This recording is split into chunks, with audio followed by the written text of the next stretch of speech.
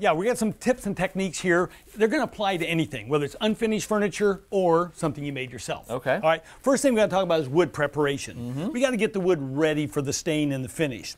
First thing we're going to do is a light sanding. Now, I always sand in the direction of the grain of the wood. Yeah. I like starting with about a 120 grit. Yeah. Maybe working up to 150, 180. You're doing it by hand. Yeah, you know what? First of all, belt sanders, Too aggressive. hey, they get you in trouble, right? Okay. Palm sanders, they're okay on a large project. But you know what? You've always got your hand, Perfect. your hand sanding.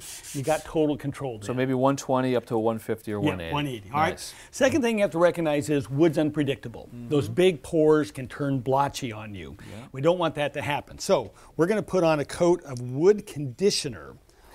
Conditioner. This is going to help reduce the blotchiness. Now, does it matter what species of wood we're working with? No, but especially good on especially important on the soft woods like fir, pine, spruce. Sure. But even on your hardwoods, it'll make a big difference. So just lay it on. I'll show you what happens. I took a board here. So we've got a little bit of conditioner on this side, is that right? And Yep. none on this side over here? Well, let's see what happens when we put the stain on. I'm going to rub the stain on with a rag real quickly here, just for our demonstration. Yeah. And you can see that our top portion, closest to us, nice and even. And look at the blotchiness. Look at the blotchiness we're getting down there. Yeah. That is tremendous. Right. We don't want that to happen to your table. So we're going to So once I put the conditioner on, how Yep. long until I can put the stain down? wait 15 minutes, but no more than 2 hours. Okay. Okay? That's good to know. All right.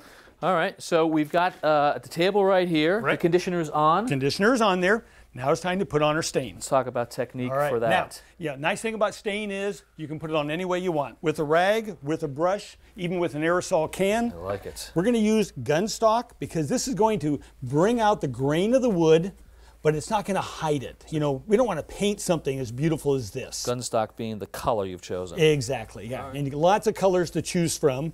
And we're going to brush this on. And as you can tell, neatness isn't so important at this point in the Certainly process. isn't. All right, Yeah, well, we let's just get want this to thing get this covered on. up. Okay.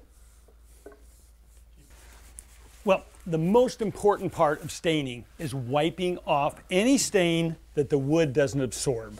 So get rid of all this All excess. this, right, yeah. This is not a finish. This is just the stain. It needs to dry in the wood, not on top of the wood. Okay. And so once we've gotten this all off, obviously the longer we keep it on, the darker, the quicker we take it off, the lighter. Yes. Yep. Once we've gotten it all off, we want to talk about protecting this. Right. Stain adds color, but doesn't add protection. Yep.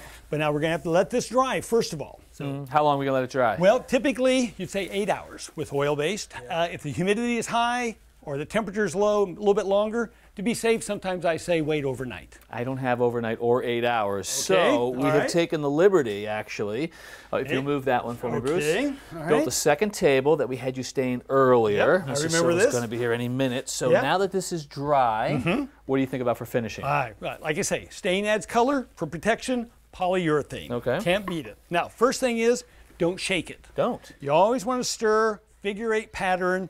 You want to mix the ingredients, but we don't want to create bubbles. And shaking will do the bubbles. Exactly. Okay. Second thing is, pick a good brush. You know, people gravitate toward these, these throwaways. Well, they're like They're foam 25 brushes. cents each. They're Exactly. cheap. Yeah, and you get what you pay for. You don't want right? this. No, because inside here we have air bubbles. Okay. We don't want air bubbles in our finish, and also it's blunt. It's not going to lay down a nice coat of finish like real bristles will. All right. Okay. Other thing is, just dip about a ½ an inch into your polyurethane. Come over to the wood, and now neatness does count. We want to work in the direction of the grain of the wood, Yep. brushing it back and forth, using those bristles to really work it in. So the odor here leads me to believe that this is oil? This is oil-based. We used an oil-based wood conditioner, an oil-based stain, and oil-based finish. Yeah, and if I wanted to use water-based? Certainly could, but once you start with water, finish with water. Start with oil, finish with oil. Perfect. And speaking of finishing, last thing is take the tips of your bristles, very gently pull it along the board. That's the final stroke there. Exactly. This is going to even it out, Yep. break any bubbles, give you that nice, smooth, professional finish. And how many coats, how long to dry? 2 coats, usually 8 hours. To be safe, again, let it dry overnight. Then give it a light sanding with 220 grit sandpaper. Wipe off the dust. Second coat, you're all done. Perfect.